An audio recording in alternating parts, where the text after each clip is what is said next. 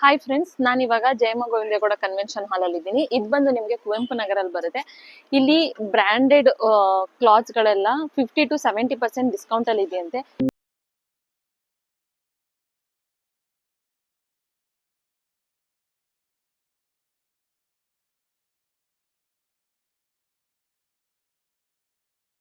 Everyone, welcome back to my channel Prakruthi Mahadesh vlogs. Friends, ಇದು ಶನಿವಾರದ mini vlog. ಇವತ್ತು ಬೆಳಿಗ್ಗೆ ತಿಂಡಿಗೆ ದೋಸೆ ಮಾಡಿದ್ದೆ. ಅದೆಲ್ಲ ಆದಮೇಲೆ ಈ ವ್ಲಾಗ್ನ ಸ್ಟಾರ್ಟ್ ಮಾಡ್ತಿದ್ದೀನಿ. ಅರೌಂಡ್ 11 o'clock ಆಗಿದೆ ಅಂತ ಅನಿಸುತ್ತೆ. ಏನಕ್ಕಪ್ಪ ಈ ವ್ಲಾಗ್ನ ಸ್ಟಾರ್ಟ್ ಮಾಡ್ತಿದ್ದೀನಿ ಅಂತಂದರೆ, ಮನೆ ಎದುರುಗಡೆ ಮನೆಯಲ್ಲಿ ಹಸು ಕರು ಹಾಕಿತ್ತು. ಇದು ಫಸ್ಟ್ ಡೇ ಹಾಲು, ಗಿಣ್ಣು ಹಾಲು ಅಂತ ಕರೀತಾರೆ. ಅದಕ್ಕೆ ಇವತ್ತು ಗಿಣ್ಣು ಮಾಡೋಣ ಅಂತ ಹೇಳಿ, ಯಾಕಂದರೆ ಶ್ರಾವಣ ಶನಿವಾರ ಬೇರೆ ಅಲ್ವಾ, ಮನೇಲಿ ಸ್ವೀಟ್ ಮಾಡಿದಾಗ ಆಗುತ್ತೆ ಅಂತ ಹೇಳಿ ಇವತ್ತು ಮಾಡ್ತಾಯಿದ್ದೀನಿ. ನಾನು ಹೇಗೆ ಮಾಡ್ತೀನಿ ಅನ್ನೋದನ್ನು ತೋರಿಸ್ಕೊಡ್ತಾ ಇದ್ದೀನಿ. ಬೇರೆಯವ್ರು ಹೇಗೆ ಮಾಡ್ತಾರೋ ಗೊತ್ತಿಲ್ಲ. ನಮ್ಮ ಮನೆಯಲ್ಲಿ ಹೀಗೆ ಮಾಡೋದು. ಎಷ್ಟು ಗಿಣ್ಣು ಹಾಲು ಇರುತ್ತೋ ಅದೇ ಸೇಮ್ ಅಳತೆಯಲ್ಲಿ ನಾರ್ಮಲ್ ಹಾಲನ್ನ ಹಾಕಿ, ಅದಕ್ಕೆ ಎಷ್ಟು ಬೇಕಾಗುತ್ತೋ ಸ್ವೀಟ್ಗೆ ಅಷ್ಟಕ್ಕೆ ಬೆಲ್ಲ. ಕೆಲವೊಬ್ಬರು ಸಕ್ಕರೆ ಹಾಕಿ ಮಾಡೋರು ಕೂಡ ಮಾಡ್ತಾರೆ. ನಾನಿವತ್ತು ಬೆಲ್ಲ ಹಾಕಿ ಮಾಡ್ಕೊತಾ ಇದ್ದೀನಿ. ಈಗ ಹಾಲಿಗೆ ಸ್ವಲ್ಪ ಬೆಲ್ಲ ಹಾಕಿ ಕರಗೋದಕ್ಕೆ ಒಂದು ಸೈಡ್ ಇಟ್ಬಿಟ್ಟಿದ್ದೀನಿ. ಅದು ಆಗೋ ಅಷ್ಟೊತ್ತಿಗೆ ಮಧ್ಯಾಹ್ನಕ್ಕೆ ಅಡುಗೆನೂ ಕೂಡ ಪ್ರಿಪೇರ್ ಮಾಡ್ಕೊಂಬಿಡೋಣ ಅಂತ ಹೇಳಿ ನಾನಿವತ್ತು ಮೊಳಕೆ ಕಾಳು ಎಲ್ಲ ಮುಂಚೆನೇ ಮೊಳಕೆ ಕಟ್ಟಿ ಇಟ್ಟಿದ್ದೆ. ಅದಕ್ಕೋಸ್ಕರ ಸಾಂಬಾರು ಮಾಡಿ ಇಟ್ಬಿಡೋಣ, ಅಡುಗೆ ಮನೆ ಕೆಲಸ ಒಟ್ಟಿಗೆ ಮುಗಿಸ್ಬಿಡೋಣ ಅಂತ ಹೇಳಿ ನಾನಿಲ್ಲಿ ಮೊಳಕೆ ಕಾಳು ಸಾಂಬಾರಿಗೂ ಕೂಡ ರೆಡಿ ಮಾಡ್ಕೊತಾ ಇದ್ದೀನಿ. ಆ್ಯಸ್ ಯೂಶ್ವಲ್ ಮೊಳಕೆ ಕಾಳು ಸಾಂಬಾರು ಎಲ್ಲರೂ ಹೇಗೆ ಮಾಡ್ತಾರೋ ನಾನು ಅದೇ ರೀತಿ ಮಾಡೋದ್ರಿಂದ ಸಾಂಬಾರ್ದು ರೆಸಿಪಿ ಎಲ್ಲ ಏನೂ ಶೂಟ್ ಮಾಡ್ಕೊಂಡಿಲ್ಲ. ಹಾಗೆ ರ್ಯಾಂಡಮಾಗಿ ತೋರಿಸ್ತಾ ಇದ್ದೀನಿ ಅಷ್ಟೇ. ನಾನು ಇಷ್ಟೆಲ್ಲ ಮಾಡ್ಕೊಳ್ಳೋ ಅಷ್ಟೊತ್ತಿಗೆ ಇಲ್ಲಿ ನೋಡಿ ಬೆಲ್ಲ ಎಲ್ಲ ಆಲ್ಮೋಸ್ಟ್ ಕರಗಿದೆ. ಈಗ ಇದಕ್ಕೆ ನಾನು ತುರಿದಿಟ್ಕೊಂಡಿರೋ ಅಂಥ ಕೊಬ್ಬರಿನ ಸೇರಿಸ್ಕೊತೀನಿ. ಕೊಬ್ಬರಿ ಜಾಸ್ತಿ ಹಾಕಿದಷ್ಟು ರುಚಿ ತುಂಬ ಚೆನ್ನಾಗಿರುತ್ತೆ. ನಾನಿಲ್ಲಿ ಒಂದು ಚಿಕ್ಕ ಕೊಬ್ಬರಿನ ತುರಿದು ಹಾಕ್ಕೊಂಡಿದ್ದೀನಿ. ಮತ್ತು ಸ್ವಲ್ಪ ಏಲಕ್ಕಿ ಪೌಡರು. ಇದಕ್ಕೆ ದ್ರಾಕ್ಷಿ ಗೋಡಂಬಿ ಹಾಕೋರು ಹಾಕ್ತಾರೆ. ಬಟ್ ನನ್ನ ಮಗನಿಗೆ ಆ ಥರ ಎಲ್ಲ ಬಾಯಿಗೆ ಸಿಕ್ಕಿದ್ರೆ ಅಷ್ಟು ಇಷ್ಟಪಡೋದಿಲ್ಲ.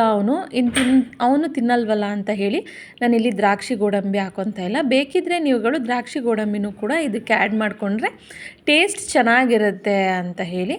ಇಷ್ಟೇ, ತುಂಬ ಸಿಂಪಲ್ಲು. ನೋಡಿ, ಇದನ್ನು ಈ ರೀತಿ ಸ್ಟೀಮಲ್ಲಿ ಬೇಯಿಸೋದು. ಒಂದು ಸ್ವಲ್ಪ ನೀರು ಹಾಕಿ ಒಂದು ಪ್ಲೇಟ್ನ ಇಟ್ಟು ಅದ್ರ ಮೇಲೆ ಇದನ್ನು ಇಟ್ಟು ಲಿಡ್ನ ಕ್ಲೋಸ್ ಮಾಡಿ ಒಂದು 15 ನಿಮಿಷನಾದ್ರೂ ಬೇಯಿಸಬೇಕು. ನಮಗೆ ಹೇಗೆ ಗೊತ್ತಾಗುತ್ತೆ ಇದು ಬೆಂದಿದೆ ಅಂತ ಅಂದರೆ, ಮೀಡಿಯಮ್ ಫ್ಲೇಮ್ನಲ್ಲಿ ಒಂದು 10-15 ನಿಮಿಷ ಬೇಯಿಸಾದ್ಮೇಲೆ ಒಂದು ಚಾಕು ಅಥವಾ ಒಂದು ಟೂತ್ ಪಿಕ್ ಅಥವಾ ಒಂದು ಸ್ಪೂನ್ ಸಹಾಯದಲ್ಲಿ ಈ ಥರ ಚುಚ್ಚಿ ನೋಡಬೇಕು. ನಾವು ಕೇಕ್ಗೆಲ್ಲ ಹೇಗೆ ನೋಡ್ತೀವಿ ನೋಡಿ, ಸೇಮ್ ಅದೇ ರೀತಿ ನೋಡಿ ಚಾಕುನ ಚುಚ್ತಾ ಇದ್ರು ಏನೂ ಕೂಡ ಅಂಟ್ಕೊತಾ ಇಲ್ಲ ಚಾಕುಗೆ. ಸೊ ಆವಾಗ ಗೊತ್ತಾಗುತ್ತೆ ಇದು ರೆಡಿ ಆಗಿದೆ ಅಂತ ಹೇಳಿ. ತುಂಬ ಈಸಿ ಮತ್ತು ತುಂಬ ಗಿಣ್ಣು ಹಾಲಲ್ವ, ಅದು ತುಂಬ ಪ್ರೋಟೀನ್ ಜಾಸ್ತಿ ಇರುತ್ತೆ. ಆದ್ದರಿಂದ ಇದನ್ನು ಮಕ್ಕಳಿಗೆ ಕೂಡ ಕೊಡಬೇಕು. ಹಾಗೆ ಮಧ್ಯಾಹ್ನ ನನ್ನ ತಂಗಿ ಬಂದಳು, ಅವಳಿಗೂ ಕೂಡ ಹಾಕ್ಕೊಟ್ಟೆ. ಟೇಸ್ಟ್ ತುಂಬ ಚೆನ್ನಾಗಿದೆ ಅಂತ ಹೇಳಿ ಅವಳು ಕೂಡ ತಿಂತಿದ್ದಾಳೆ. ಬಟ್ ಸ್ವಲ್ಪ ಸ್ವೀಟ್ ಕಮ್ಮಿ ಆಯಿತು ಅಂತಂದ್ಲು. ಬಟ್ ಮೈಲ್ಡ್ ಆಗಿದೆ ಸ್ವೀಟು, ತುಂಬ ಜಾಸ್ತಿನೂ ಇಲ್ಲ ಕಮ್ಮಿನೂ ಇಲ್ಲ, ಆ ಥರ ಇದೆ. ಸೊ ನೆಕ್ಸ್ಟು ನಾನು, ಅವಳು ಮತ್ತು ನನ್ನ ಮಗ ಎಲ್ಲ ಸೇರಿ ಇವತ್ತು ನನ್ನ ಮಗನಿಗೆ ಸ್ವರ್ಣಪ್ರಾಶನ ಇತ್ತು. ಅದಕ್ಕೋಸ್ಕರ ಸ್ವರ್ಣಪ್ರಾಶನ ಹಾಕ್ಸೋಣ ಅಂತ ಹೇಳಿ ಇಲ್ಲಿ SDM ಕಾಲೇಜ್ಗೆ ಬಂದೆ. ಇಲ್ಲಿ ಹಾಸನಲ್ಲಿ ಧರ್ಮಸ್ಥಳದ ಮಂಜುನಾಥ್, ಅದು ಆಯುರ್ವೇದಿಕ್ ಹಾಸ್ಪಿಟಲ್ ಇದೆ ದೊಡ್ಡದು. ಅವರು ಇಲ್ಲಿ ಪ್ರತಿ ತಿಂಗಳು ಕಂಡಕ್ಟ್ ಮಾಡ್ತಾರೆ.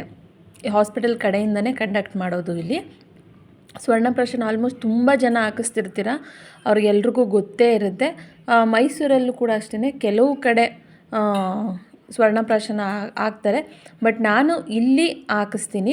ಇಲ್ಲಿ ಬಂದರೆ ಜಾಸ್ತಿ ಏನು ಟೈಮ್ ಏನು ತೊಗೊಳೋದಿಲ್ಲ. ಇದು ಜಸ್ಟ್ ಒಂದು 5 to 10 minutes ಒಳಗಡೆ ಆಗಿಬಿಡುತ್ತೆ. ಇದನ್ನು ಹಾಕ್ಸೋದ್ರಿಂದ ಮಕ್ಳುಗಳಿಗೆ ಇಮ್ಯುನಿಟಿ ಪವರ್ ಬಿಲ್ಡ್ ಜಾಸ್ತಿ ಆಗುತ್ತೆ.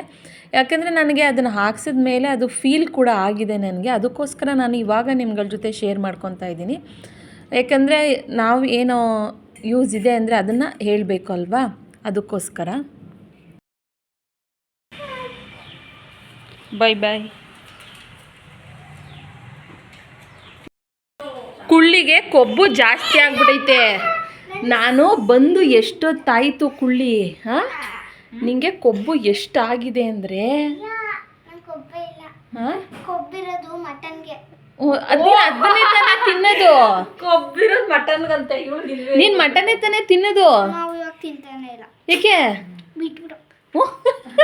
ಸ್ವರ್ಣಪ್ರಾಶನ ಹಾಕಿಸ್ಕೊಂಡು ಹಾಗೆ ಅಜ್ಜಿ ಮನೆಗೆ ಹೋದ್ವಿ. ಅಲ್ಲಿಂದ ನೆಕ್ಸ್ಟು ಜಯಮ್ಮ ಗೋವಿಂದಗೌಡದಲ್ಲಿ ಫ್ಯಾಕ್ಟ್ರಿ ಔಟ್ಲೆಟ್ ಅಂತ ಹೇಳಿ ಒಂದು ಸೇಲ್ ಹಾಕಿದ್ದಾರೆ, ಅದಕ್ಕೋಸ್ಕರ ಹೋಗೋಣ ಅಂತ ಹೇಳಿ ಅಲ್ಲಿಗೆ ಹೋಗ್ತಾ ಇದ್ದೀವಿ. ಇದು ಬಂದು ಕುವೆಂಪು ನಗರಲ್ಲಿರೋದು. ಹಾಯ್ ಫ್ರೆಂಡ್ಸ್, ನಾನು ಇವಾಗ ಜಯಮ್ಮ ಗೋವಿಂದೇಗೌಡ ಕನ್ವೆನ್ಷನ್ ಹಾಲ್ ಅಲ್ಲಿ ಇದ್ದೀನಿ. ಇದು ಬಂದು ನಿಮಗೆ ಕುವೆಂಪು ನಗರಲ್ಲಿ ಬರುತ್ತೆ. ಇಲ್ಲಿ ಬ್ರಾಂಡೆಡ್ ಕ್ಲಾತ್ಸ್ ಗಳೆಲ್ಲ 50-70% ಡಿಸ್ಕೌಂಟ್ ಅಲ್ಲಿ ಇದೆಯಂತೆ. ಏನಿದೆ ಹೇಗಿದೆ ಅಂತ ತೋರಿಸ್ತಾ ಹೋಗ್ತೀನಿ, ನೋಡೋಣ ಬನ್ನಿ. ಒಳಗಡೆ ಬಂದರೆ ಮೆನ್ಸ್ಗಂತೂ ಕಲೆಕ್ಷನ್ಸ್ ತುಂಬ ಚೆನ್ನಾಗಿದೆ. ಬ್ರ್ಯಾಂಡೆಡ್ಡು ಅಡಿಡಾಸ್ ಇರ್ಬೋದು, ಮತ್ತು ಪೂಮಾದಿರ್ಬೋದು, ಶೂಸ್ಗಳು, ಬ್ರ್ಯಾಂಡೆಡ್ ಶರ್ಟ್ಗಳು ಅಷ್ಟೇ. 3000 2000 ಶರ್ಟ್ಸ್ ಎಲ್ಲ ನಿಮಗೆ 800 900. ಆಮೇಲೆ ಟೀ ಶರ್ಟ್ಗಳು ಅಷ್ಟೇ. ಆಮೇಲೆ ಫುಲೋವರ್ಗಳಿರ್ಬೋದು, ತುಂಬ ಅಂದರೆ ತುಂಬ ಚೆನ್ನಾಗಿದೆ ಕ್ವಾಲಿಟೀಸು. ಇಲ್ಲಿ ನೋಡಿ, ಅಡಿಡಾಸ್ದು ಸಾಕ್ಸ್ ಎಲ್ಲ ಬಂದು ನಿಮಗೆ ಜಸ್ಟ್ 200 ರುಪೀಸ್ಗೆ ಕೊಡ್ತಿದ್ದಾರೆ. ನನಗಂತೂ ಪರ್ಸ್ನಲಿ ತುಂಬ ಚೆನ್ನಾಗಿದೆ, ಅದಕ್ಕೋಸ್ಕರ ಈ ವಿಡಿಯೋ ಮಾಡಿ ನಿಮ್ಗಳ ಜೊತೆ ಶೇರ್ ಮಾಡ್ಕೊತಾ ಇದ್ದೀನಿ. ಯಾಕಂದರೆ ತುಂಬ ಕಡೆ ತುಂಬ ಸೇಲ್ಗಳು ಹಾಕಿರ್ತಾರೆ, ಬಟ್ಟೆ ಕ್ವಾಲಿಟಿ ಅಷ್ಟು ಚೆನ್ನಾಗಿರಲ್ಲ. ಇಲ್ಲಿ ವಿತ್ ಟ್ಯಾಗ್ ಇರೋದ್ರಿಂದ ನಿಮಗೆ ಕ್ವಾಲಿಟಿ ತುಂಬ ಚೆನ್ನಾಗಿದೆ. ನಾನು ಏನು ಶಾಪ್ ಮಾಡಿದೆ ಅಂತಲೂ ಕೂಡ ಈ ವಿಡಿಯೋದಲ್ಲಿ ತೋರಿಸಿರ್ತೀನಿ, ಅದಕ್ಕೋಸ್ಕರ ಈ ವಿಡಿಯೋನ ಎಂಡ್ ತನಕ ನೋಡಿ. ಬಟ್ ನನಗನ್ಸಿರೋ ಪ್ರಕಾರ ಲೇಡೀಸ್ಗಿಂತ ಮೆನ್ಸ್ ಕಲೆಕ್ಷನ್ಸ್ ಅಂತೂ ತುಂಬ ಅಂದರೆ ತುಂಬ ಚೆನ್ನಾಗಿದೆ. ನೋಡಿ, ನಾನು ಒಂದಷ್ಟು ತೋರಿಸ್ತಾ ಹೋಗ್ತೀನಿ, ನೋಡ್ತಾ ಹೋಗಿ.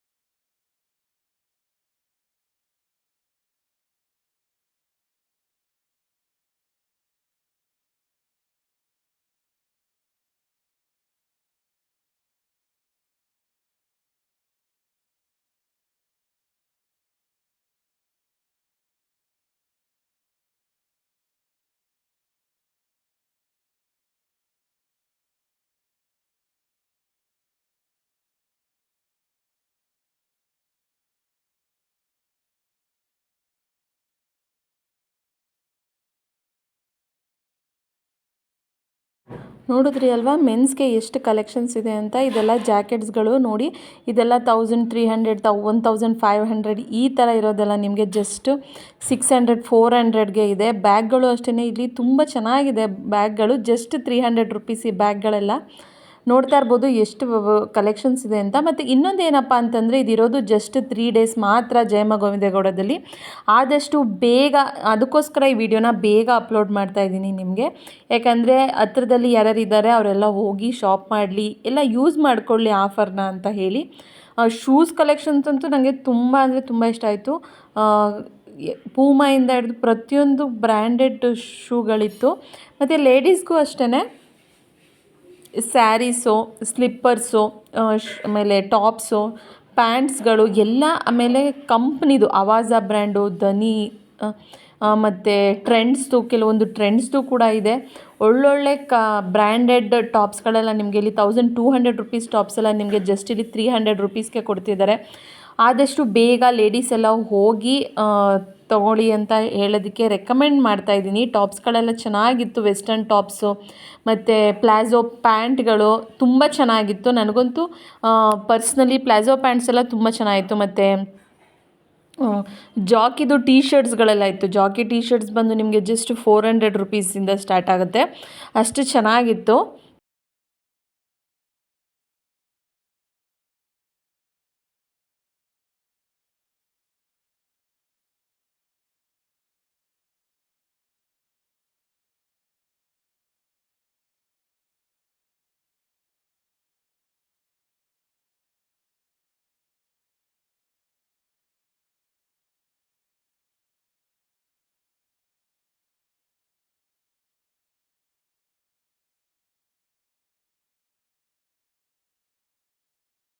ಎಲ್ಲ ಮುಗಿಸ್ಕೊಂಡು ಬಂದ್ವಿ. ಏನೇನ್ ತಂದಿದೀವಿ ಅಂತ ನಿಮ್ಗಳಿಗೂ ಕೂಡ ತೋರಿಸ್ತೀನಿ ಇವಾಗ. ನಾನು ನೋಡಿ, ಹೋಗಿ ನಾವು ಒಂದಿಷ್ಟು ಶಾಪಿಂಗ್ ಮಾಡ್ಕೊಂಡು ಬಂದ್ವಿ.